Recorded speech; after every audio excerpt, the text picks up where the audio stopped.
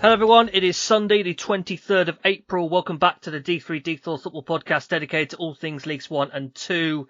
We've only got 2 weekends left. Most teams have played 44, some have played 43, I think a couple still have played 42, they've got a lot of games left to go. We've had a promotion confirmed since we last did an episode, we've had a title confirmed since we last did an episode, and another relegation confirmed since we last done this episode, all those to come in the League 2 section before League 1 done first. There are 3 people to run through this episode. It's myself, Edward Walker, joined by David Jenkin and Harry Thomas. David, how's your week been, mate? Yeah, it's been good, thanks, pal. Preparing for a school trip next week. So it's been a good week, just trying to relax as much as I can for the chaos that I know is going to ensue next week. So is it going to be any fun? Because school trips to me usually meant Shugborough when I was at school. Well, luckily it's one of those kind of residential ones, so it's a couple of days away, but it's not too far away in terms of. It's not PGL by chance, is it?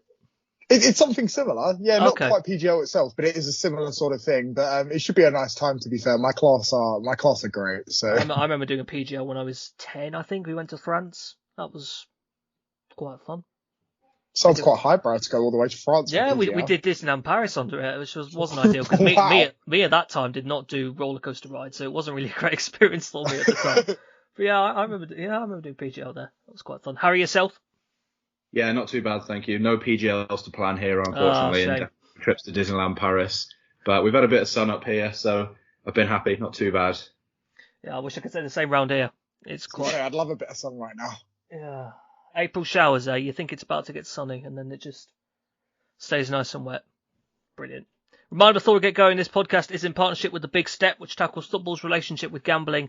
There is an excessive presence of gambling adverts within football, and The Big Step continue to do great work to raise awareness about the dangers of gambling and the impact it can have on so many people's lives. A big thank you as well to all of our Patreon members.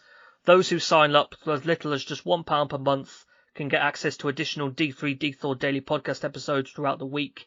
They are produced by our co-host James Richards, and they focus in depth on individual clubs and provide previews to some of the most eye-catching fixtures in League 1 and League 2 each weekend. You can sign up for that now at patreon.com/D3D4football.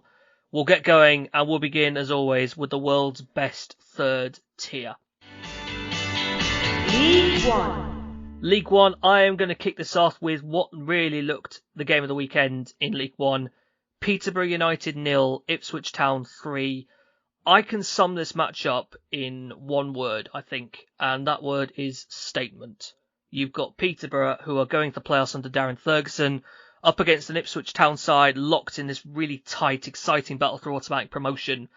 And for not the first time this season, it is just a phenomenal team display from Ipswich Town that gets the win. They're not only clinical at the front, but they're just rock solid at the back and beating away everything that's fired at them. And Peterborough, as we've seen this season, are a really good attacking outfit. They're one of the top scorers in the division. Jonathan Clark-Harris leads the league for goals. Goals in this game, Wes Burns is 7th in League 1 this season, Connor Chaplin's 23rd league goal this season, and substitute Freddie Ladapo getting his 16th this season. I feel like that's going under the radar, just how good Ladapo's been for Ipswich this season, especially when he's competing with George Hurst on that starting striker spot. There's so many plaudits that I could just give to this Ipswich front line, and to be honest, we have throughout so many weeks now.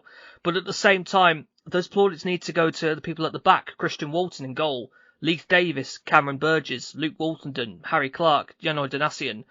Ipswich Town, the level that they are playing at under Kieran McKenna, I really think it's as close to perfection as you can get in League 1 right now. The big games, they keep coming for them. They got Barnsley away on Tuesday night. I will get into their weekend result a little further down the line in this episode. If there was any team in League 1 right now that I think could actually be capable of taking on the challenge that is Barnsley at Oakwell, it's Ipswich. They just look a winning machine at the perfect time of the season.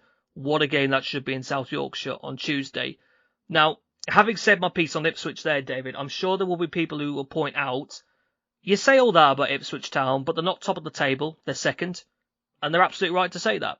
There's a couple of reasons I think for it. One, this level that Ipswich Town have reached now, I think has only really come about in the last couple of months. It's only been regularly on show since then. It hasn't been present throughout the entire campaign. The second, and the main reason why they're not top, is because there is a team that has been able to play at such an exceptional level throughout the entire season. That team, of course, are the Green Army, built especially around their really strong home record and they picked up yet another win at home park this weekend. Plymouth Argyle 3, Cambridge United 1. Yeah, and to be fair, thoroughly deserved as well. Cambridge obviously in the position they're in, trying to fight off relegation and get themselves out of that position unsuccessfully yesterday. And you'd have to say against the league leaders, it was a tall order anyway. Argyle opening up the scoring on the 15th minute mark. Callum Wright having a really lovely 1-2 with Ryan Hardy. A little later on, Cambridge would find that leveller with Sam Smith. He met Steve Seddon's cross, a really powerful header, and actually gave him his 6th goal in as many games as well. So I think that's another one that kind of goes under the radar a little bit. That's Cambridge's recent form hasn't been bad at all, and he's been a real key man in securing that.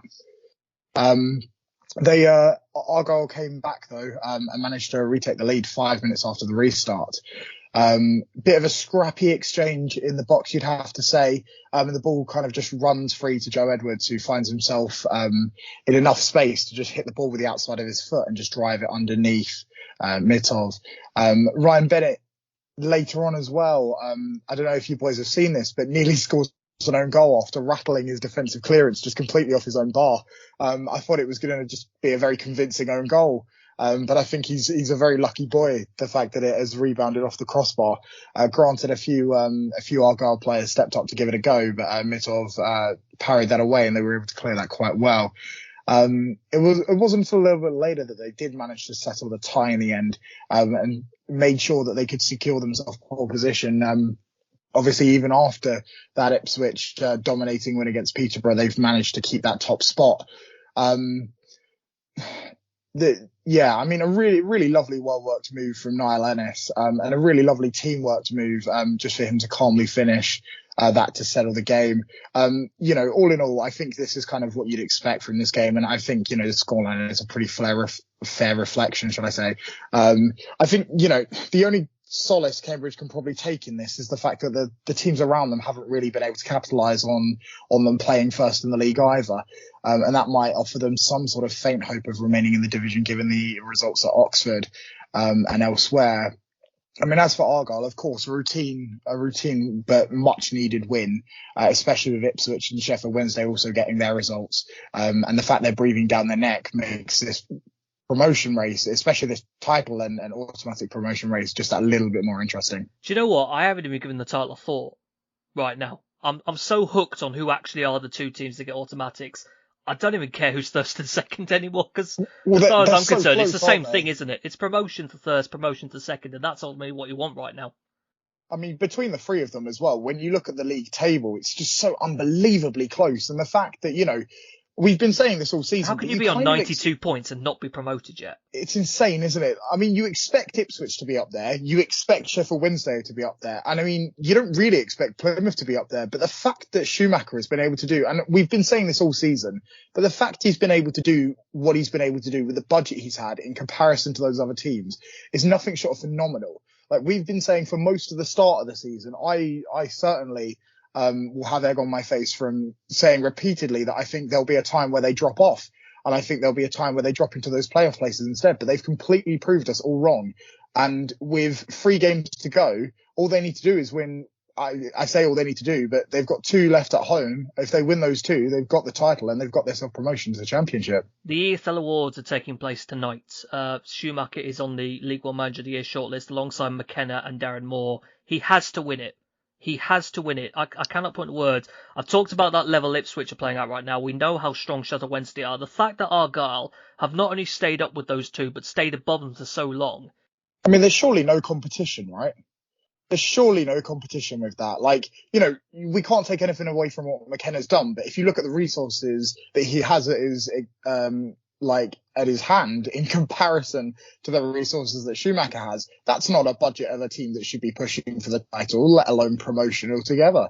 Like, you'd expect Ipswich. In fact, I think Ipswich was our collective team to win the title before the season began. I think we went with Wednesday. Oh, right. Okay. Well, but regardless, we'd expect them to certainly be up there. Even if they weren't winning the title, we expected them to be one of those 2 promotion places.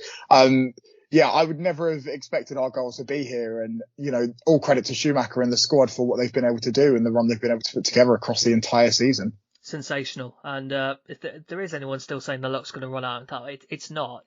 This is going to happen. They're in such a favourable position right now with that game in hand on Sheffield Wednesday. And we will touch on Sheffield Wednesday now, Harry, because they did get the win. Sheffield Wednesday 2, Exeter City 1. They did, and I'd written in my notes there's been so much talk this season about the National League promotion spots, about the fact that a team, which we now know is Notts County, are going to finish with over 100 points and aren't guaranteed promotion. Sheffield Wednesday could finish this season with 96 points and they could be playing League One football next year. I mean, that is just absolutely bonkers, especially when you consider that 23-game unbeaten run that they had in the middle of the season as well. The 15 points clear of the team in sixth.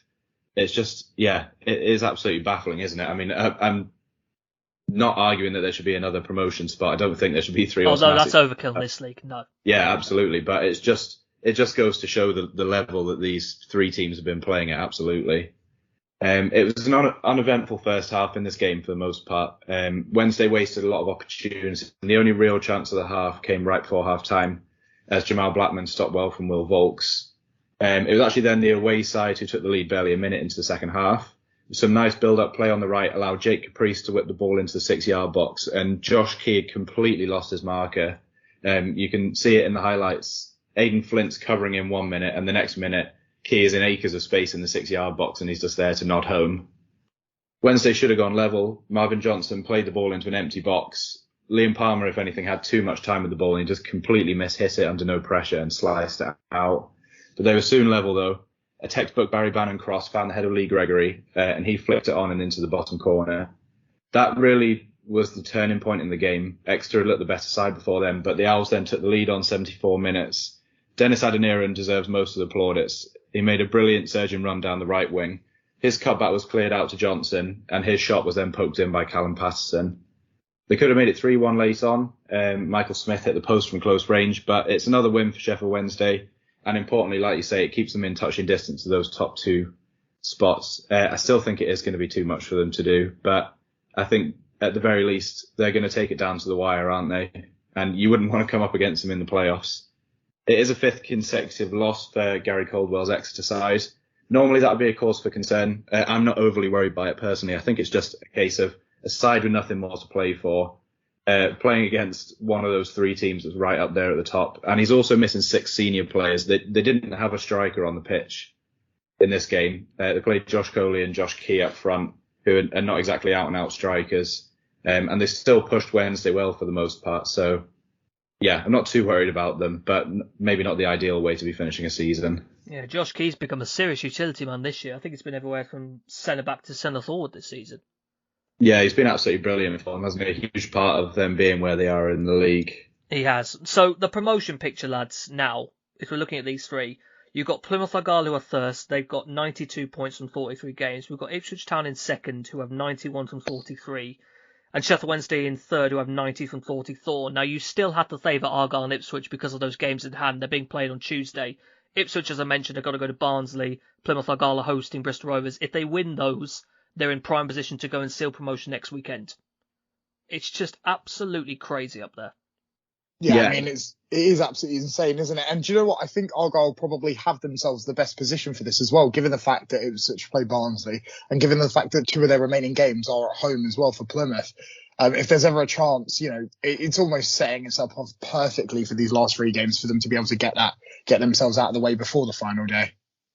They're hosting Burton next weekend, and I kind of want to be down there for the party.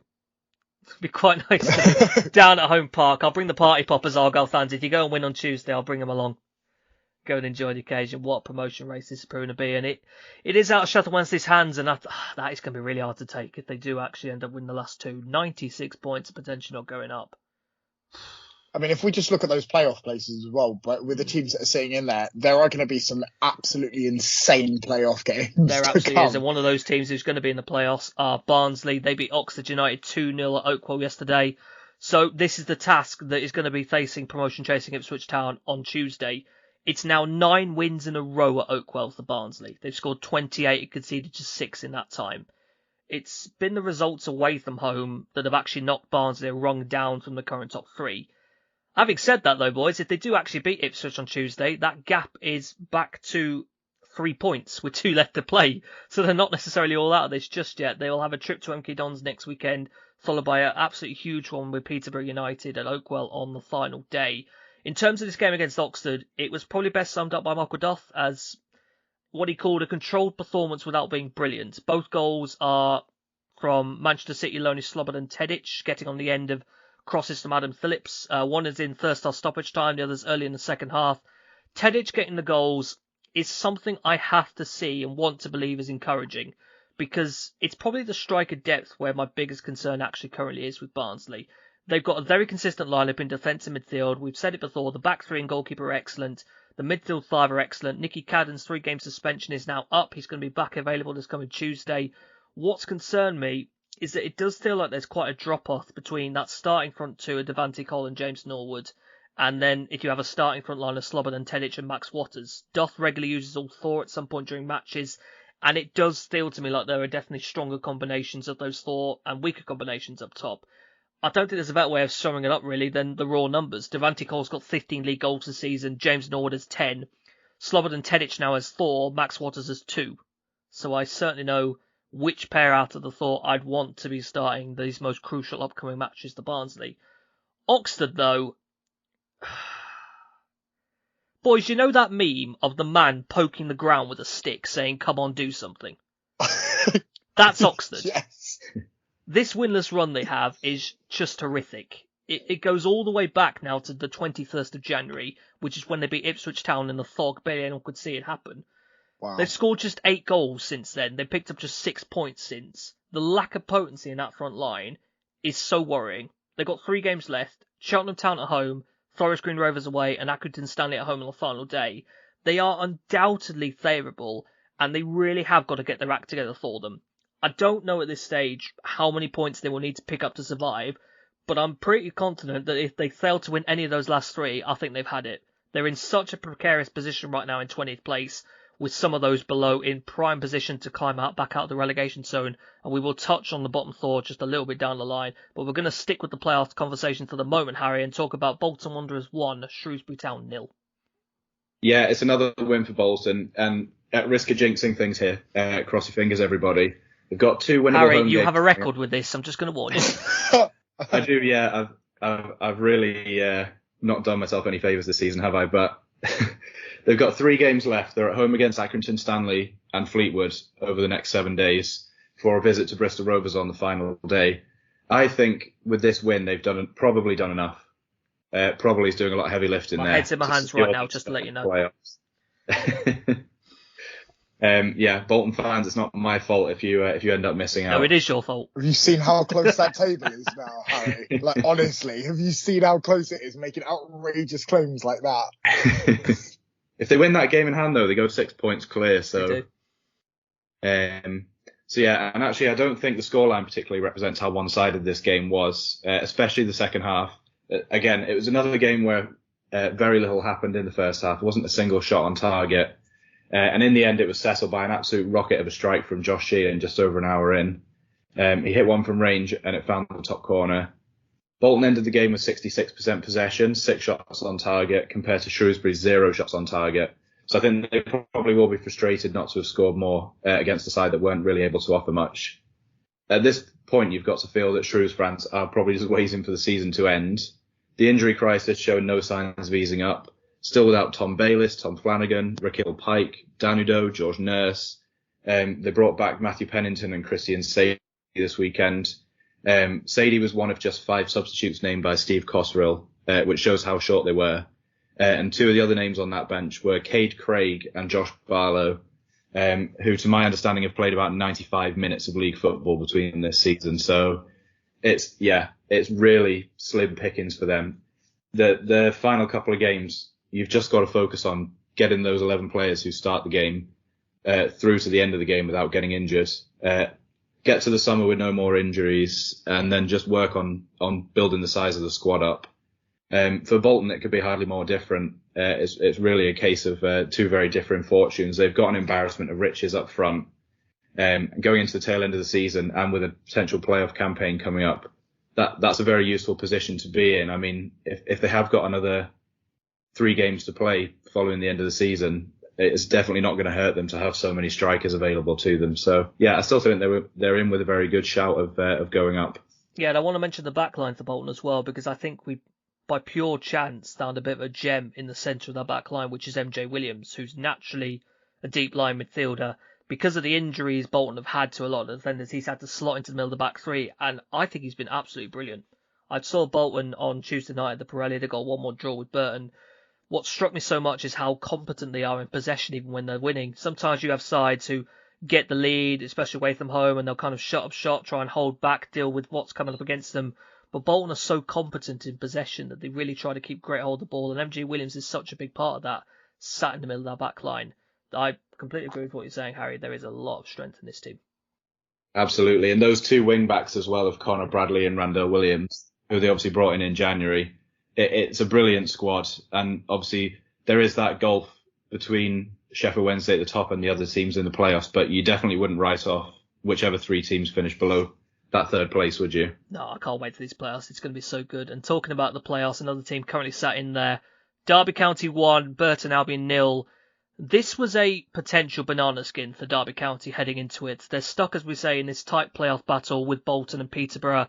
Really, ideally, need to be targeting maximum points from the final three games. Winless in 4 ahead of this weekend at Pride Park, coming up against the local Burton Albion side, who had recently picked up very impressive home results against Barnsley, Sheffield Wednesday and Bolton.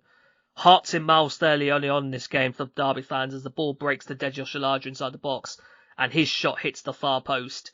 That's really the only big chance that Burton actually have in this game, though. Derby are dominant throughout. It's been a familiar sight with them. They've been dominant in a number of home matches and normally been left to rue the fact that they actually couldn't take their chances. And for about an hour, it was probably a similar feeling here, really. All the attempts Derby created were being blocked by the Burton defence or cleared. Craig McGillivray had an excellent game in goal for Burton. Maybe that was that familiar feeling creeping into the Pride Park crowd that they were going to drop points again at a really crucial time in the season. Their moment does come, though, and it's just after the hour when Derby County win a penalty. David McGoldrick stood over it. As far as I'm concerned, boys, if you see McGoldrick stood over a penalty, I'd start walking back to halfway, because you know what he's about to do. And Julie does score. 22 goals in League One this season, 25 in all competitions. Feel like I've been saying this for months. He's a true cut above the level, even at 35 years old. He runs the show every single time I see him for Derby County. I really do not understand why he is not on the shortlist for League One Player of the Season. The 3-man shortlist of League One Player is Aaron Collins of Bristol Rovers, Barry Bannon of Sheffield Wednesday, and Johnson Clark-Harris of Peterborough United. I'm not a fan of 2 of those 3 in particular. Collins, look, he was exceptional in the first half of the season, but I don't really think he's hit the same level in the second half.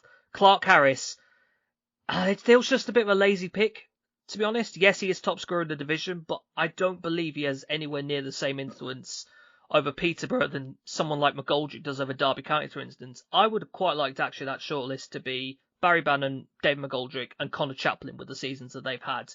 Shame it's only 3 players, really, because I'd quite like to get an Argyle in there as well, but that would have been a tough shortlist to pick from, and I'm keen to see who does actually get picked tonight at the EFL Awards.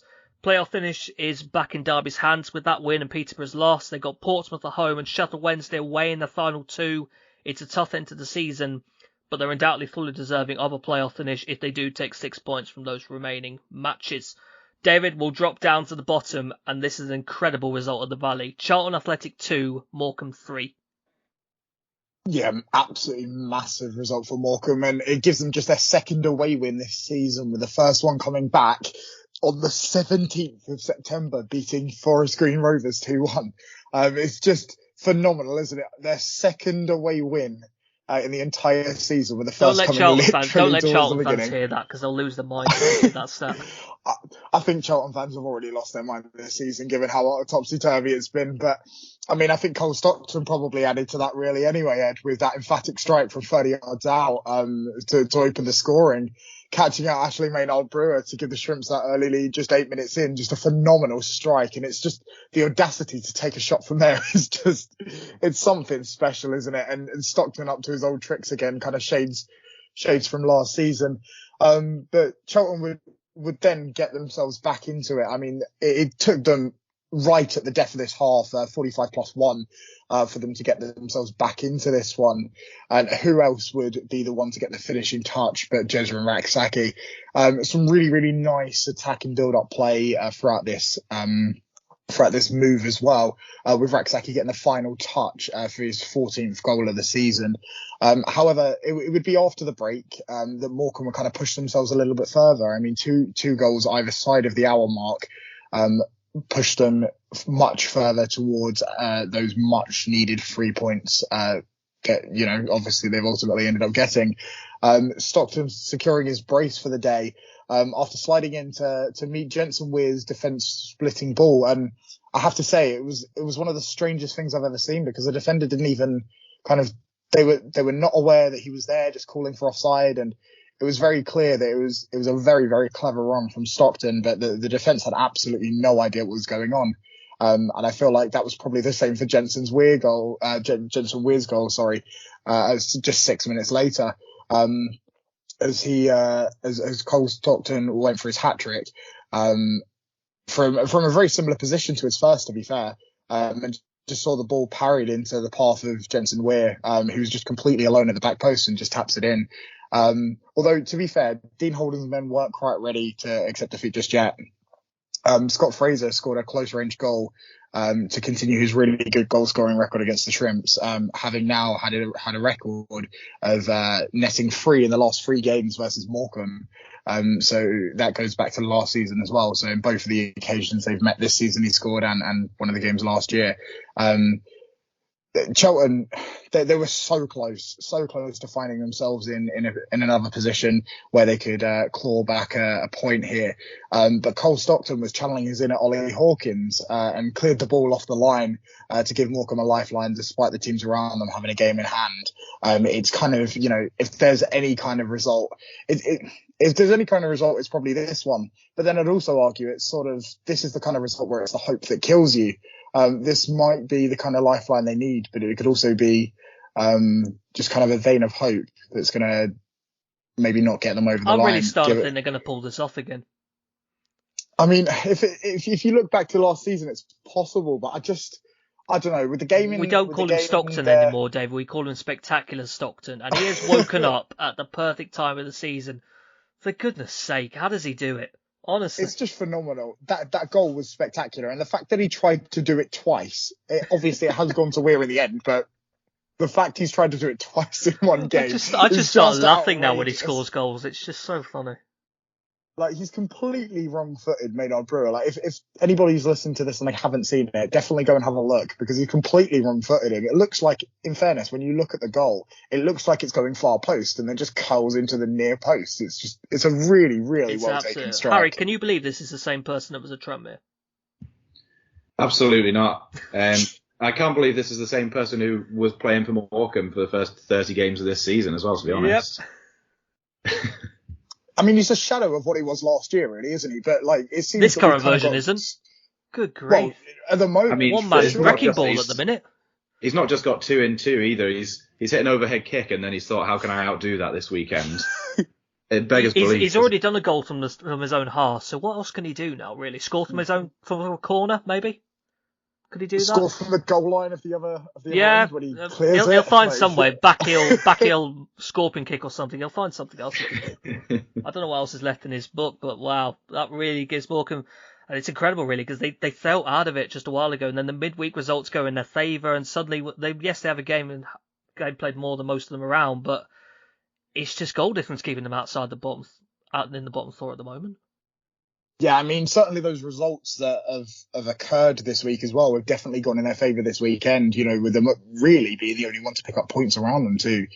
So if there's ever a time that you want to start picking up these points and scoring those goals, it's certainly enough for Morecambe. Lincoln City at home and Exeter City away. It's possible. They've done before, haven't they? It's winnable games. I mean, Lincoln are also in a, they've been so inconsistent this season. It's possible that they could either drop them like 10-0 or just lose to them poorly, isn't it? Yeah.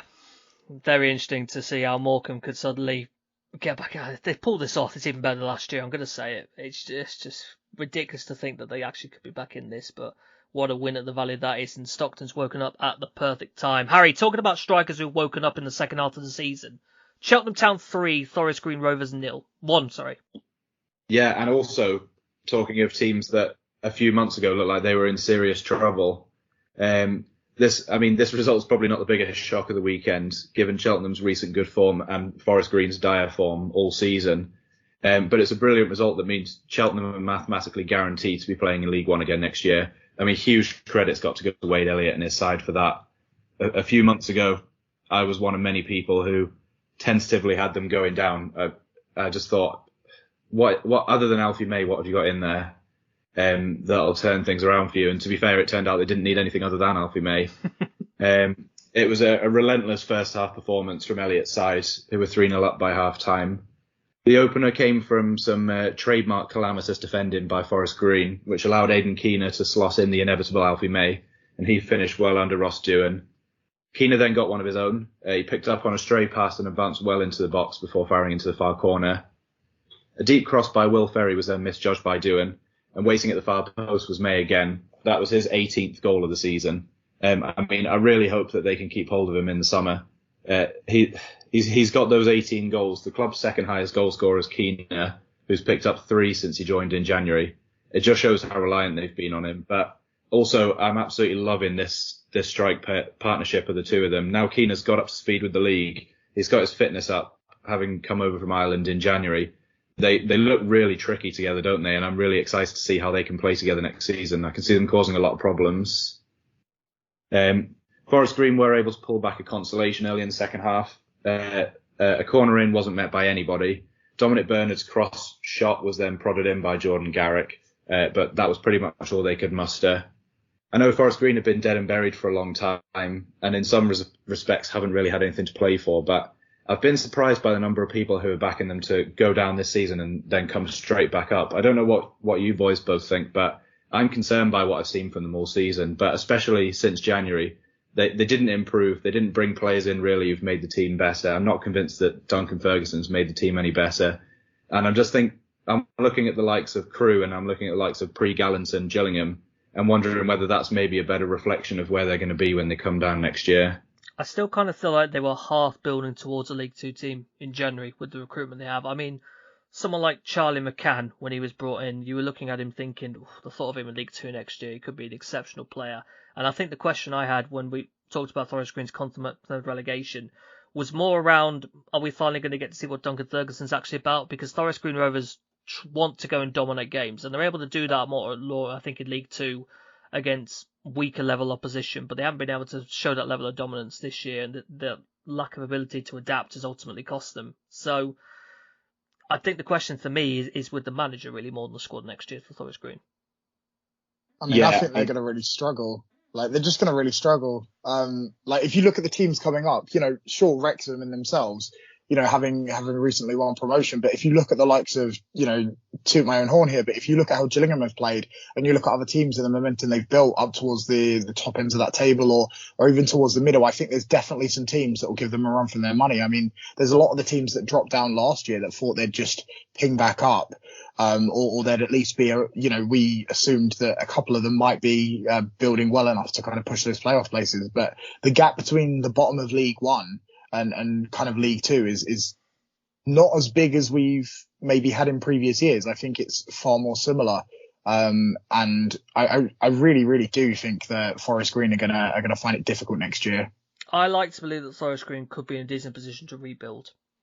That's what I want to believe. I think they're in a better state than some of the other clubs that came down in the last couple of seasons that we've seen fall to the bottom end, but we'll have to see, certainly. By the way, Cheltenham staying up, what an achievement that is. I really cannot put into words. I think this has been said before, but they lost Michael Duff before a ball was kicked. They lost Will Boyle before a ball was kicked. Wade Elliott, no one was quite sure if he was the right man. It was huge boots to fill. It's not been a smooth ride this season. There have been some moments where you've felt quite worried about them. I mean, it's a different competition, but the FA Cup defeat to Albchurch in the FA Cup first round did really feel like a moment where it might pass the point of no return.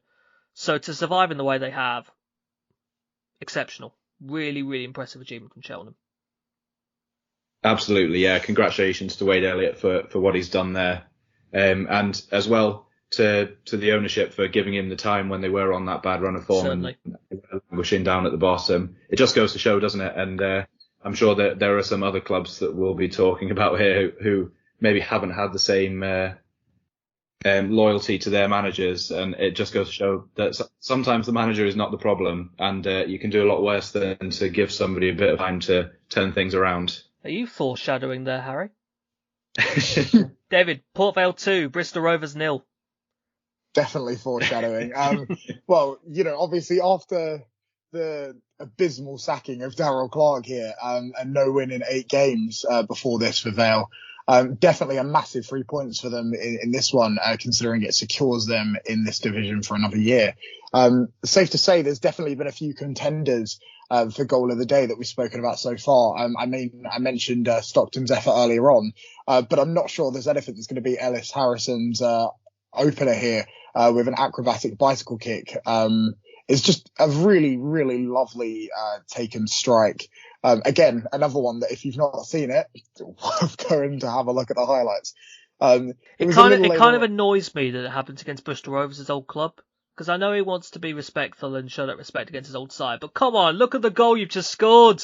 I mean, you've got to give him kudos for not celebrating. I think no matter whether it was a former club that I had played for, or if that was me, I would not be holding back on a celebration. If You'd be doing it out of bio, running into the stand and just sliding in front of them. Arguably one of the best goals I've ever scored in my career. So, yeah, for sure. I mean, it took them half an hour to double their lead through Tom Pett, but Ellis Harrison back in amongst the goals or back completely involved.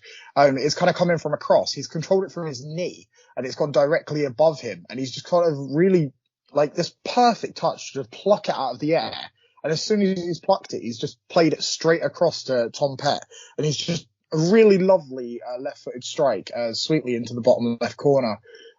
Just absolutely no chance for anyone. And just, I feel like he was just phenomenal in this game. And you just have to give him massive credit for his hold-up play there as well. To be able to hold off the defender, to get the touch as perfect as he did, and to play Tom Pett in, was really quite something. I mean, so far, I've clearly made it seem like it's a lot more one-sided than it probably was. But Rovers weren't without their chances. They did have chances with Anthony Evans, John Marquis and Aaron Collins all having efforts. But none of them could really find the target or kind of get that final finish. Moving more onto the managerial decision. I mean, I've mentioned it already, but I feel like I haven't been on the pod since this has happened. But I feel like it was just, a massive, massive mistake to sack Darrell Clarke, especially I would love to late know, into the season. We'll never find out, but I would love to know the actual reason, because the only people we know who really know are those on the board as well as Darrell Clarke himself. I would love if the reason could ever come out, but I don't think we ever will know, so the theories will just stay out there from multiple sources. I'm not sure, because I think he has a LinkedIn account. I'm pretty sure I saw something on social media where he posted something on his LinkedIn account about the it was a little cryptic, and I can't remember exactly what it was, but I'm pretty sure people in glass houses don't throw stones. That quote. Right. So exactly. So to me, that's, probably something more behind the scenes than anything else. But I can't see how you can sack him for the job that he's done. Sure, it's a bit of a bad run, but with this little time to go in the season, and when they're basically safe anyway, unless they're just looking for something slightly different to get out of this team, I'm not really sure what other reasoning there would be to let him go at this point. Like I'd say, I'd love to know the reasoning behind it. And it's sad, because what Darrell Clarke has done with Port Vale is brilliant. Transformed the side. The memories of that playoff win over Mansfield at Wembley are still there. They're going to be there for a long time. He's left a great legacy now at Port Vale. People are gutted to see him go. A little bit unsure about Port Vale going forwards.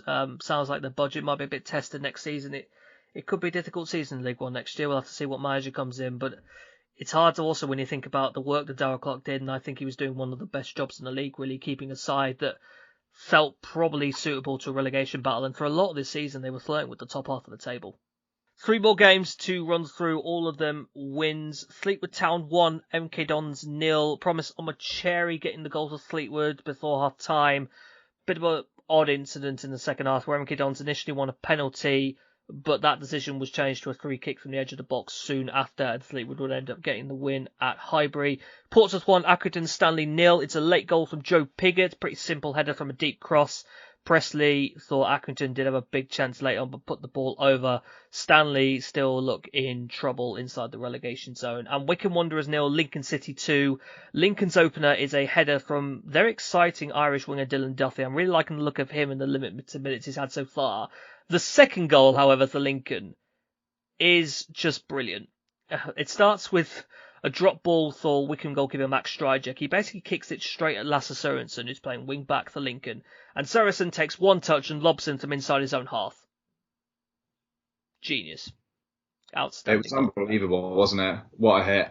Absolutely. Have you seen the interview that they did with him post-match, yes. where normally a player would come out and say, yeah, I practice it every single week, don't I? He just hit it and it went in.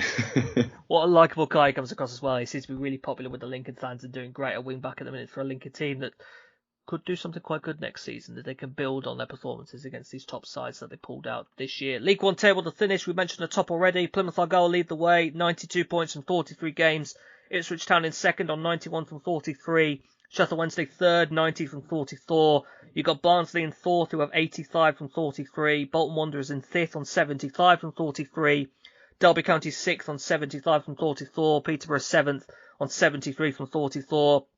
Down the bottom, already relegated Forest Green, 24th, 27th from 44 games. Accrington and Stanley are 23rd on 38 from 43. Cambridge United 22nd on 40 from 43.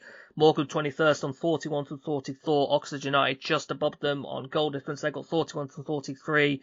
MK Dons 19th with 43 from 44. Let's drop down and take a look at the world's best fourth tier.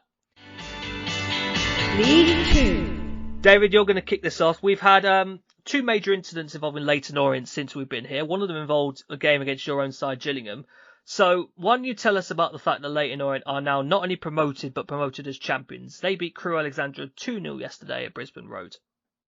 Yeah, and I mean, what antics it's been over the last week as well. With if anybody's not seen Tuesday night's game versus Gillingham, you had a red card very early on. Then you go on to getting later into the game, and then the floodlights go out. Gillingham already 2-0 up at that point. All of the teams come back. Well, both of the teams come back on after a 10-15 minute break. And then you just hear the away fans cheering. And then the away team, Orient, just celebrating, and realize that they've already hit promotion. So then for the last, say, 8 minutes to 10 minutes of the added time at the end of the game that's being added on, I've never seen anything like it, Ed. You've just got Max Amer. I don't think he even knew what was going on himself. For half the time, Orient just absolutely refused to press. We were just standing there passing it across our back line. And I just find it really brilliant that for that period of time, we just had the ball the whole time and Orient still had more possession than we did in the game. That really just shows you an indication of that match. But yes, to their title instead of just their promotion. I've written down on my notes, and I'm so sorry for this. The Orient Express has left the station bound for League One. I couldn't. You know what? I like that. I couldn't not. The Orient Express has left the station. They're going back to League One football for the first time since 14-15 after securing that League Two title. George Wonka. And, John, Paul, Charlie, George, Ringo, and one of them's right. Come on. all of the Beatles. George Wonka and Charlie Kelman with the goals. Orient testing David Richards in the first half from Smith and Wonka's efforts. But Crewe came the earliest, closest on. Chris Long, he came in and beat the offside trap that Orient were playing and just completely skies his shot over the bar. A really good chance for Crewe and probably the best that they had in the game. Wonka then later on in the second half broke their deadlock with a penalty just after the break. And Charlie Kelman made it 2 in the 77th minute. Just an absolute moment of madness and communication between Richards and Luke Offord to just give Charlie Kelman one of the easiest finishes they'll ever score. The ball's kind of bounced down. The keeper's gone for it. The defender's gone for it. But they've both left it. It's bounced between them, bounced over them for an awaiting Charlie Kelman, who's just kind of jogged towards the goal, gets about a yard away, and is just like, all right, you know what I really wish he'd done? Because I kind of want a footballer to do this. Just stoop down at the end and knock it in. You mean the header? Yeah, on the line. Just knock it in with your head on the line. He probably could have done it, but it would have been quite disrespectful. I mean, if he had done it, I feel like you'd have less conversation about the title win and more conversation about the shithousery. He At probably that would point. have had So, to run as well to wait for the players after doing it. I would have thought so at that point. I mean, let's face it. We've given this Orient side a lot of praise all season, and it's completely and thoroughly deserved. Just kind of Richie Wellens and himself has done an absolutely superb job to deliver the club's first title since 1970. So 53 years they've had to wait since the last trophy they've got. And yeah, let's be honest, like I'm sure we can all agree here that this team definitely deserve to be playing third tier football next season. And throughout the campaign, like it's just, from early on, they've been high and dry. There's a bit of a wobble in between, but they've definitely proved that they're too good for this level. Exceptional group. I mean, Lawrence Vigouroux leads the league to clean sheets. He's the best goalkeeper in the division. I know some people point to someone like Harry Lewis, the Bradford, who's been great, but I absolutely love Vigouroux. Defence in front of him has been fantastic. The goals of Paul Smith, the goals of Theo Archibald, the goals of George Moncur. Idris El Mazouni has been so good in midfield alongside Darren Pratley, the Ipswich Town loanee. Richie Wellens is now a two-time fourth tier champion, and I had to look at the clubs where he hasn't brought success, namely Salford City, namely Doncaster Rovers. And I've got to take a longer look at them because I really think this is a guy who doesn't let down clubs. Clubs let down him. I mean, he did make some comments he was on the highlight show yesterday and he made some comments around the budget. And he mentioned that Leyton Orient, he'd signed a new contract with them and he only signed the new contract because they'd given him assurances about the budget before the season had essentially been over for them and before they'd won the title. But he said that he only signed the contract on the basis of the assurances for the budget next year to make sure it would be competitive in League One because of the experience he had with Doncaster and the like. So I'm glad and hopeful that Leyton Orient will have a very good season next year. And if he's talking about a competitive budget, then hopefully they'll be pushing to stay within that division next year. Yeah, hard not to get excited. They've got a great team. They've got a great manager. I could listen to Wellens talk football all day. He's just one of the smartest men, I think, in the lower leagues when it comes to knowledge of the game. Exceptional manager. What a great team. Can't wait to see them in League One next season. Stockport County 1, Rochdale 0. Some odd stats from this game. Only one team really in it. Stockport had almost all of the shots, but there was actually only one attempt on target all game from both sides, and it was the winner, Thamaza Kolowathi, that came deep into first half stoppage time after a really unfortunate injury to Stockport midfielder Will Collar. He had to be stretchered off. Olowathi's goal is marked down as being 45 plus 8. Wow. And it's really not often you see something like that in the first half of a match. Every other attempt Stockport have at the Rochdale goal is off target, but it's enough nonetheless to pick up another home win, extends their unbeaten run to 11 matches. They are a single point off the automatic promotion places as it stands, with 2 games left to play, and we will dissect that automatic race a little bit more down the line in this episode. Rochdale, they needed the win to have a chance of still staying in League Two.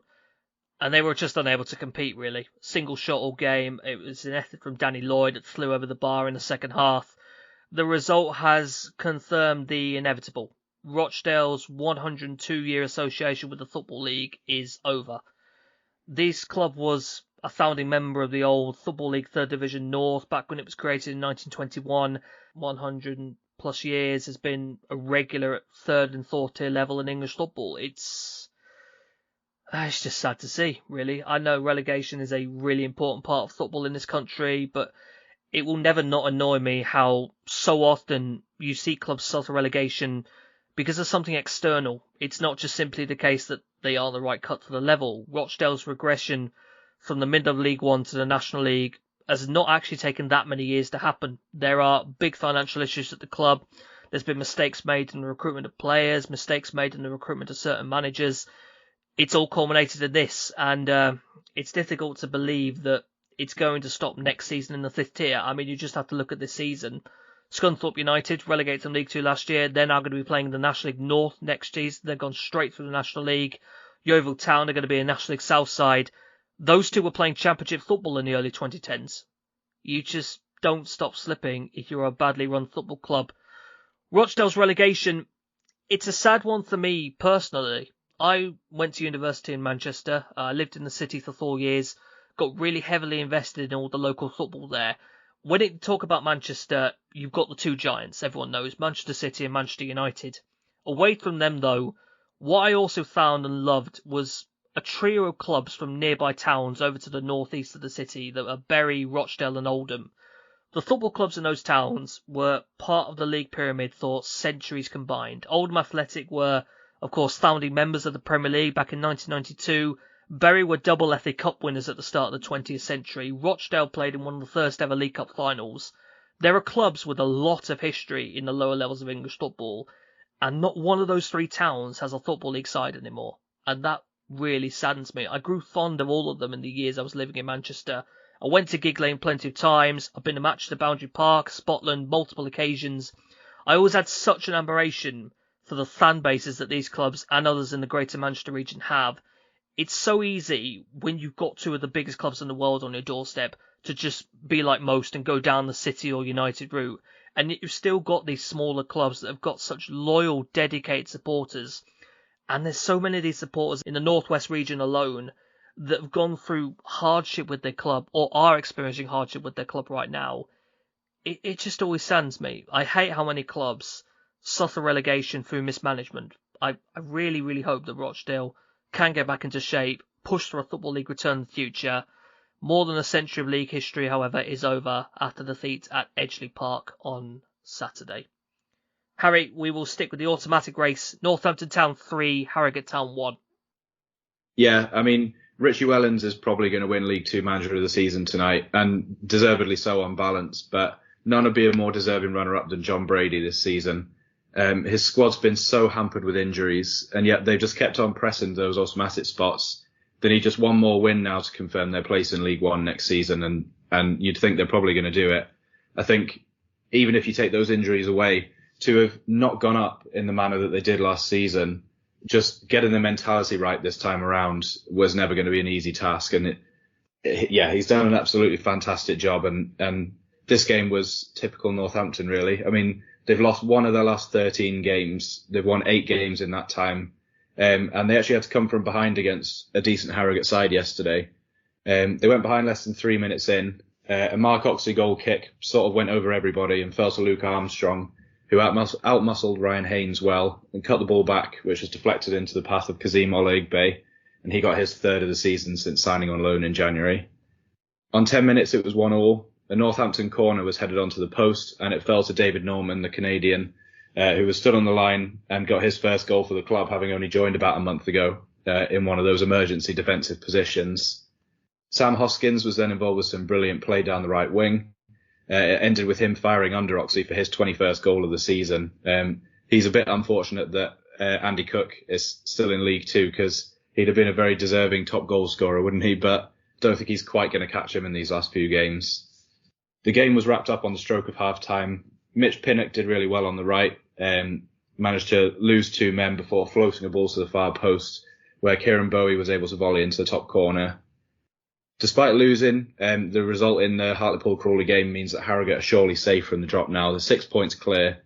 They've got 3 games to play compared to the 2 games that Crawley and Hartlepool have got left to play. And their final match of the season, if it goes that far, is at home to already relegated Rochdale. So it's looking like they're all right for another year. I do wonder, obviously, what will happen over the summer. I'm surprised that they managed to keep hold of Luke Armstrong this year. I really liked him when I saw him play last year, and I thought he'd be playing up at the top end of League Two. And I maintain that those clubs sort of vying for promotion in this league should be looking at him over the summer. He's one that I've said before, I'd absolutely love to see him in a Tranmere shirt. So yeah, they've done well, really, haven't they, considering? And hopefully they can get that final point to secure their position for another year. I don't know what the Australian equivalent of a knighthood is, but surely John Brady needs it if he takes Northampton up with the state they're in. He's done a brilliant job, hasn't he? And I think, again, he's unlucky that Richie Wellens has done so well, because most seasons you think he'd be winning Manager of the Season, wouldn't he, for what he's done? But like I think I said with League One, look, first, second, third in League Two are all the same thing, realistically. You pick up promotion. And their 80 points now is the total that they managed last season, where they just missed out, of course, on goals scored to Bristol Rovers, and they bounced back superbly from it. Hoskins has had a brilliant season. I think Perry's really come into his own recently, so dependent up top. That back line, it seems to be a different group of players every single time. They keep after stitching it up and go out again. I love that Bowie volley as well from that third goal. Really good technique on that. So close now. And it will be fantastic to see Northampton get over the line as one of the promoted sides into League One this season. Barrow 0, Carlisle United 1. It's a Cumbria double in the league for Carlisle United. Not much in this game between the two sides. The only goal is the 16th minute. Ben Barkley from a corner basically forces it over the line eventually. Kind of stabs it in with some contest around. Carlisle from there are able to dig in. They can hold off Barrow whenever they do come at them. Paul Simpson was very pleased with what was a 20th clean sheet this season in League 2. It means 20 clean sheets the goalkeeper Thomas Holly.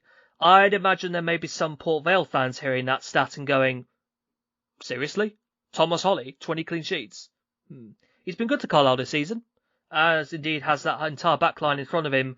David, I think Holly's someone we've talked about before, but was he someone you were quite keen on when he was at Gillingham? I think so.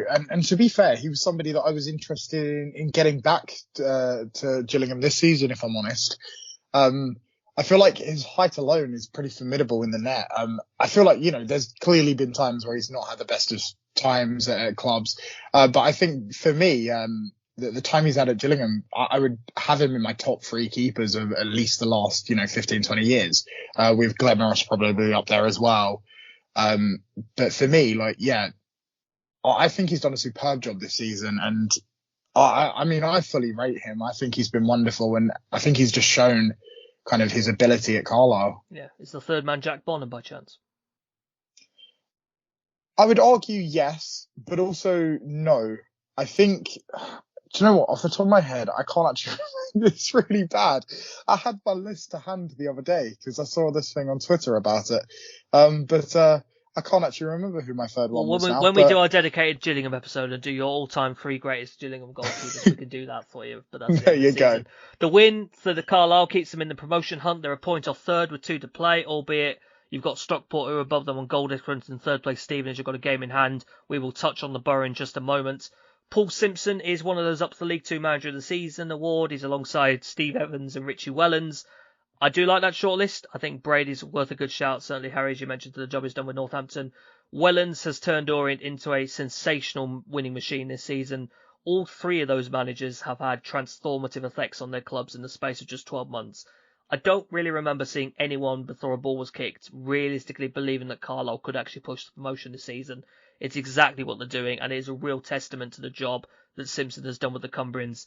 They call him the Messiah there for a reason. He is that special a manager. Barrow, the loss means the season's done. They cannot reach the playoffs anymore. It has been a brilliant campaign from Barrow, though, and I will not have anyone say otherwise. Barrow have shown great progression under Pete Wild, who is such a great young coach. They spent the season looking upwards. They picked up a number of great league scalps along the way. I've seen Wild be touted to some jobs higher up, deservedly so, really, with the work that he's done. I'd love to see him say Holker Street into next season, though, because I'd be pretty bullish about the Bluebirds if he was to stay put at Barrow. David, Mansfield Town 1, Stevenage 0. Yeah, both sides coming into this game, Ed, with just so much to play for still. Stevenage continuing to push for that automatic promotion to League One, and Mansfield trying to keep themselves above the line in that ridiculously tight race for the playoff places. Mansfield are obviously having to contend with some off-the-field issues as well, with 8 players in doubt before the game. I mean, Hartigan and O'Toole ruled out for the rest of the season. Some of those 8 players did end up featuring on the bench, but even so, given the fact they have so many players that are actually in injury doubt at the moment, it's going to be a tough couple of games for them. All it takes is a few more knocks, and they might find themselves in difficult straits, especially given how close things are around that area of the table. The only goal of the game coming from Daly is Keeler Dunn, after his effort took a massive deflection. Or is it James Gale? Well, it could be argued, couldn't it? With that I think Gale's claiming it. I mean, it's a close run thing, isn't it? I mean, I'm gonna go with Keeler Dunn, but we can give him a close second. Either one could be the case. But regardless, the ball just completely wrong-footed and beat emergency on loan keeper Tatala? Lo Tatala? There's a lot of letters in that, isn't it? It's a good Scrabble word. A lot of vowels. But yeah, what they're gosh, it must be their It's eighth the or ninth seventh goalkeeper this this season. Well, it's just ridiculous, isn't it? But then again, after the goal, Nigel Clough's side very clearly had a game plan, opting for a more defensive approach. And despite plenty of opportunities throughout the game for Stevenage to get something, Christy Pym and Mansfield just remained really steadfast with the defensive duties here and managed to see out a very narrow victory. However, small little victories. It wasn't all bad for Stevenage in the end. As one for the future in 16-year-old McKeith Evans, no relation, I'm fairly sure, made his debut in the 87th minute to become Stevenage's youngest ever senior player. Before that, I made sure I checked in case anybody asks. Sam Tanubu, who featured in a 3-0 loss to Oldham in 2021 on his debut. Does anyone have his birthday? I kind of want to. I do and don't want to know because it's going to make me feel like an old man. I'm almost. Well, Sam Tanubu was 17 what in we 2021. 16 years. So 16. 2006, 2000. Oh, jeez. Yeah, so it's this century. It's closer to 2010 than it is anything else. It makes me feel so old. I can feel myself aging just thinking about it. Yeah, but like so young. And there was talk of him making his debut in this game as a starter. But obviously, being so young, he has come on in the 87th minute and Steve Evans has given him a debut. But the fact that you're even starting to feature at 16 years old, the last player I remember that was anywhere around the age recently was probably Jude Bellingham for Birmingham when he was kind of 15, 16. But not that I'm comparing him to that level. You're throwing him in. This is a name that's not really been known to a lot of people. I remember Steve Evans talking about it, saying he might throw him in. And a lot of Stevenage fans were thinking, you're going to throw this guy in when we're in a promotion battle and we're not necessarily over the line yet in a big game against the top 7 opponents. And it's got to say a lot really about the potential that McKeith Evans might well have. We'll have to see how he grows. But you worried a little bit about Stevenage, the situation they're in? They have got a game in hand on 4th and 5th at the moment, albeit there's only 1 point above. It's a good question. I mean, I'm not sure if I'd use the phrase worried, but I would say that they've kind of got to be on their toes here. We all talk about games in hand, but even as we've seen in League One and even as we've spoken about previously, you'd rather have the points on the board than the game in hand necessarily. And to be fair, Stockport and Carlisle, yes, at times they've tripped up. But I think, they still have that ability to get into those places. You'd have to back Stevenage on the season they've had as a whole. But given how close it is, let's be honest, even from 3rd to 8th. I'm basically asking you to put your neck on the line and predict it. Oh, well, if that's you don't worry, you don't have to if you don't want to, because I wouldn't take the chance. I would still do so. That's fine. Stevenage, for me, are the team. I would say they're the team that deserve to be in 3rd place, and I would see them being there by the end of the season. I reckon. You're very happy with how your client's done this season, haven't you? Hey, I think he's done superbly. I'll be enjoying my bonus check through the post soon. Yeah, Harry, Man still got the win. I reckon they really thought that was going to get them back into the top 7, back up into the playoff places, and then just this absolute madness at the Bescott Stadium happened that you could talk to us about. Walsall 2, Salford City 3. Yeah, I don't know about the fans of the two sides that were actually at the game, but I needed to lie down just after catching up on the highlights of this game. I mean, if there was ever a petition for football matches to start in the 85th minute, I guess this is probably a good case study. I've written down in my notes that the first half was arguably the calm before the storm, because there was just a single goal and no red cards handed out. Callum Hendry headed home in the 6th minute. The game really flew into life in that second half, though, starting with a red card for Salford's Louis Barry. He was a victim of a heavy challenge from Joe Lowe. It probably was a foul, but responded by, and I've only read about this because the cameraman on the highlights didn't catch it, unfortunately, but he responded by pushing the Walsall man in the face. And the referee went and consulted with his assistant and gave him a straight red. It's just one of those cases of a young player losing his head, basically, and hopefully he'll learn from that. Walsall were able to use the man advantage and they equalised a few minutes later. Jamil Matt was able to dive in and headed in only his 2nd goal for the club and his first at the Bescott. With just 2 minutes of normal time to play, this looked like it was going to peter out into a draw that, like you say, would have seen Salford drop out of the playoff places. only for Luke Bolton to make a breakaway and square the balls to Conor McElhaney, who put the Ammies in front. After that, you'd be again forgiven for thinking that was the end of it. Even when you shouldn't 7 be minutes forgiven for thinking anything was salted at the minute, Harry. Yeah, 7 minutes added on by the fourth official, and when 5 of those 7 had been played, Connor Wilkinson decided to just hit one from range. It nestled into the bottom corner to make it 2-2. Managerless Walsall thought they'd nicked a point there, only for the ball to fall to Matty Lund on the 97th minute. He hit a speculative effort towards goal that, to be honest, looks like it was going straight down the middle to the keeper. Took a wicked deflection off Liam Gordon and found its way into the top corner. If Salford do take that final playoff spot, they definitely won't have done it the easy way. Obviously, they had that crazy game against Wimbledon a few weeks ago. They had that bonkers loss at Crewe on that Friday night.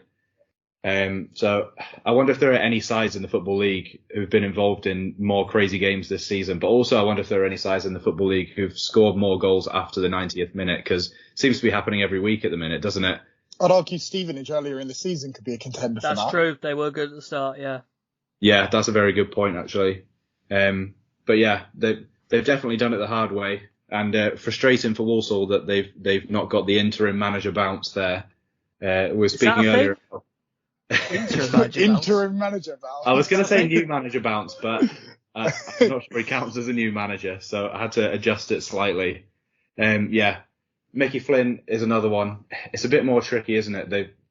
Is it 1 win in 18, I think? They've been on an awful run of form, but again, it's a case of, was Flynn at fault, or has he been let down by the higher ups? It's going to be really interesting to see who they bring in, both as manager over the summer, but also who they bring in that transfer window, because they're a team that, a number of times on this podcast, let alone anywhere else, have been touted to make the playoffs. Yes, by one person in particular.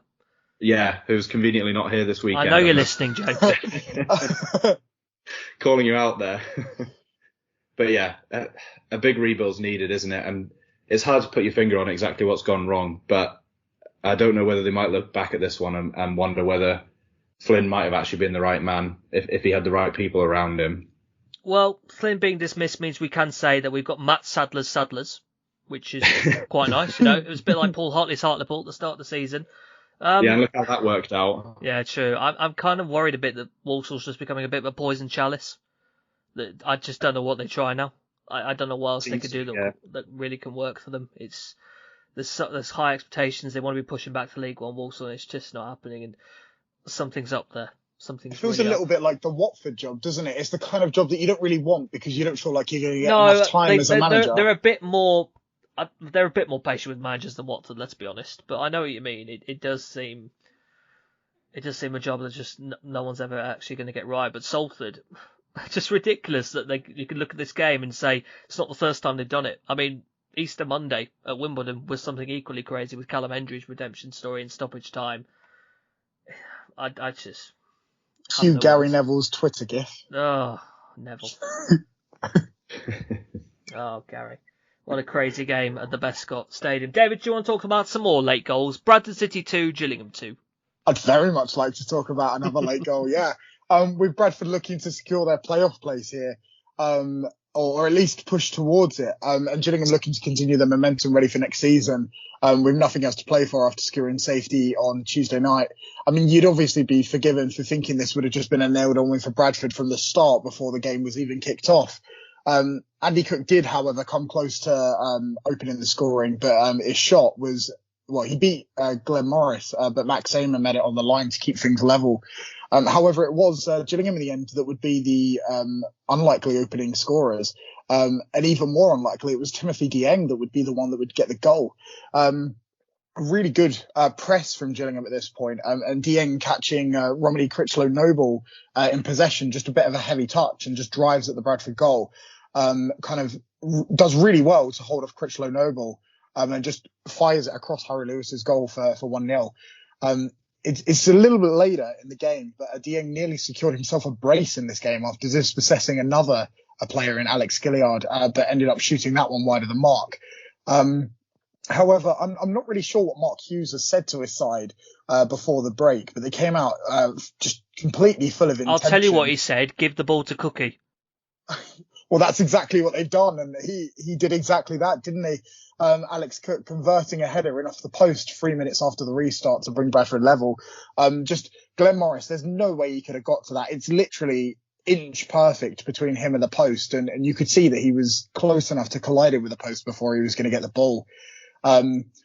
Bradford again pushing themselves in front after Robbie McKenzie, a bit of a clumsy challenge on Scott Banks to bring him down in the box. Andy Cook stepped up and converted the penalty, pushing himself, I believe, to just one goal away from his first ever 30-plus tally across all competitions this season in his career. He's never hit 30 goals plus, to my knowledge.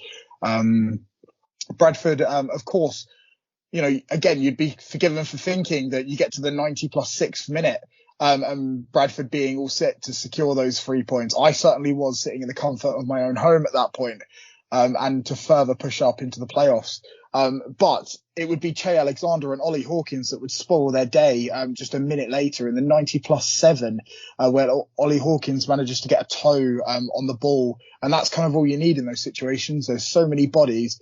And he just manages to poke it into the back of the net to secure a big away point, really, for Gillingham in the large scheme of things. But it's kind of just really breaks some Bradford hearts there, I think. They would have been in a much, much better position had that late goal not gone in. But I think plenty has gone against Gillingham in the last couple of weeks as well, that every so often I think you deserve one of those. I don't know if it's going to make that much of a difference. Hey, I think plenty has gone against Gillingham recently. You guys yourselves... Leyton Orient literally let you have the ball. What are you on about? You guys were talking about some shocking refereeing decisions the other week. Oh, yeah, true. So... Yeah, I mean, I feel like this could be a defining game as well for Bradford as well. This is the kind of game that you really, at that point, you expect to sort of hold out. And I feel like that was the kind of momentum they needed to kind of push themselves a little bit further. Granted, they do again, both Bradford and Mansfield have a game in hand against the 3 other teams in Salford, Carlisle and Stockport and those places. But it's certainly not the kind of result you would want for Bradford, especially at this kind of squeaky one time in the season. Live stat update to you, Harry. 46.4%. If this is the answer, what's the question? How many of Bradford's goals have been scored by Andy Cook? Yeah, absolutely Wow. right. I mean, we talked about this. You mentioned the disparity between May and the Cheltenham team. It's another level with Bradford, honestly. I think he's on 26 now in the league. He's surpassed Tom Telford's title last season with Newport. He might be on 30 at the end of the season. You never know. And the real question here is, does he stay at Bradford? Regardless of whether they go up, I'm wondering whether he stays there, or is this another Cole Stockton? you want to give him blue by chance? Well, potentially, but I think there might be a team in North Wales that fancy him playing in red as well. I'm sure there would be, but I think they've got enough firepower at the top. Oh, you can never have too much firepower. Wrexham will tell you that. If they don't get him, they'll get May. They'll try both. It'd be a joke to have Paul Mullin and Andy Cook at the top, though, wouldn't it? Like that would be overkill. Oh, Wrexham will be fun in this league next year. Ed, can I just quickly say, in Alfie May's defence, 45%. Oh, is it? Very close then, isn't it? That is very close. He's done the quick maths. Live stat updates coming through. I like that. I love watching strikers just grab their club quicker and streaming towards success, and that is really what Andy Cook is trying to do with Bradford City. 2-2 draw with Gillingham at Valley Parade, not an ideal result. Hartlepool United 0, Crawley Town 2 down the bottom. I think we had to say this was the biggest game of the weekend in League 2. A hugely significant clash in the relegation battle. Hartlepool and Crawley were separated by just 3 points at the start of play. A home win and they would have been separated by just goal difference. An away win would leave Hartlepool 6 points from safety with 2 games left to play. The away win is exactly what we get, and rather fittingly in some ways, it's a pair of goals from Dom Telford. If you remember, he was the man actually brought in as the marquee signing last summer. He was the man who was supposedly going to find the goals that would bring Crawley a successful season. I suppose in some ways he has done that, albeit for a club at the wrong end of the table to where they wanted to be.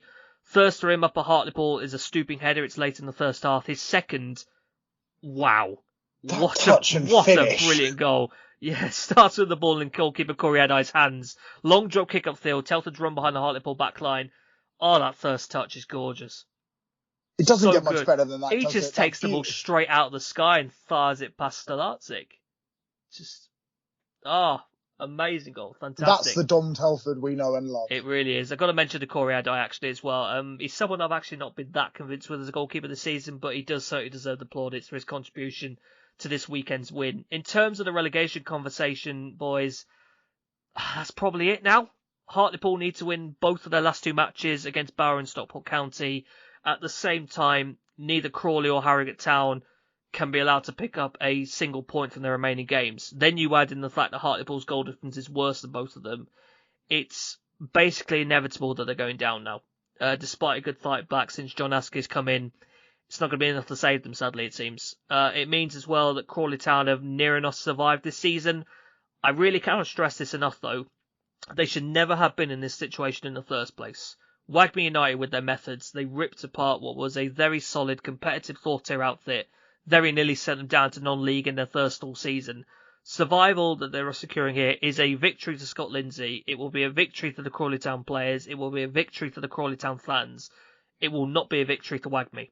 There are plenty of people who do not want them leading the club into next season. I know that the CTSA, for instance, which is the Crawley Town Supporters Association, they put out a very well-written statement at the start of the week that was calling for change at the top of the club. If Wagme are going to stick around into 2023-24, they've got a serious amount of work to do in order to win people back over. They have really got away with it this season, and it might not be the same story next time. It does feel like Crawley, though, with that win at Hartlepool, have done just about enough to survive in League Two this season. Harry, we're going to get into some mid-table games, essentially between teams who have enough left to play for. A lot of high scorers. We're not going to be able to run through all of them in detail, sadly, but I think we'll mention this one. ASC Wimbledon 1, Swindon Town 5. Yeah, I mean, not a game that had a huge amount riding on it, really, but 1 win in 17 now for Wimbledon, 2 wins in 2023. This is a side. Oh God, it's happening again for them, isn't it? No. It's I mean, they're just from a Wimbledon perspective, thank God they got as many points as they did in the early days of the season, because they're in serious trouble. And again, they're one to watch out for next season, aren't they? Because they could be in big trouble if they get things wrong over the summer. They actually took the lead early on. Aaron Pierre headed in at the far post, and it felt like Swindon were returning to the form that's had their fans questioning the appointment of Jody Morris over the last few weeks. The Robins had other ideas, though, and they went level 8 minutes later as Marcel Lavinier broke into the box and was brought down. Luke Jeffcott was able to convert the penalty to equalise. Jacob Wakeling then put them in front as he headed home an excellent Remio Hutton cross. Luke Jeffcott picked up his second and Swindon's third, thanks to an absolute gift from Nick Zanev in the Wimbledon goal. It's the kind of goal that you only concede when you're on a bad run of form, isn't it? Or at least it feels that way. He passed it out from the back straight to Jeffcott. It didn't even look like it was going towards a Wimbledon player. And he was able to say thank you very much and fire it into the bottom corner. Remio Hutton was at it again on the hour mark, looping in another peach of a cross to Thomas Clayton, whose header found the top corner, and made Remio Hutton the defender with the highest number of assists in the EFL and Europe's top 5 leagues. I mean, is it lazy to call him League Two's answer to Trent Alexander-Arnold? I think he defends better than he does, if I'm honest. Yeah, but I just think that the way he puts his crosses in and the way he attacks is quite reminiscent of, I get that. Of how Alexander-Arnold plays for Liverpool. I think Carl Nor's up there, by the way. I'd rate him very highly as well, but yeah. Yeah, I think it's probably between the two of them for the right-back slot, isn't it, in the League Two team of the season. And I wouldn't be surprised to see, at the very least, League One side sniffing around Hutton in the summer, because he's been one of the bright sparks in what has been a bit of a disappointing season for Swindon. So at 4-1, as if things couldn't get any worse for Wimbledon, Ronan Darcy broke into the box in added time at the end of the game, and he got 2 bites at the cherry. Nick Zanev stopped the first before Aaron Pierre handled the second shot on the line, giving Swindon their second penalty of the game and earning himself a straight red card in the process that sees his season end this weekend. Darcy took the penalty and sent Zanev the wrong way to end a surprisingly emphatic win for the away side. And I mean, Swindon fans have been critical of the play under Jody Morris. I think there's room to be optimistic for next season. I think see who he gets in over the summer, and there have definitely been signs of what he's trying to do there. And yeah, hopefully they'll come out stronger next year, because it's just been too up and down for them this season. They've had some good wins, but then they've gone on periods where they've just looked woeful, and that needs sorting out. think I've heard that's their biggest ever win away in the Football League, Swindon. Really? Wow. Enjoyable game. It'd be nice if it actually kind of meant something, wouldn't it? Just like rather than a mid-table game at the end of the League Two season.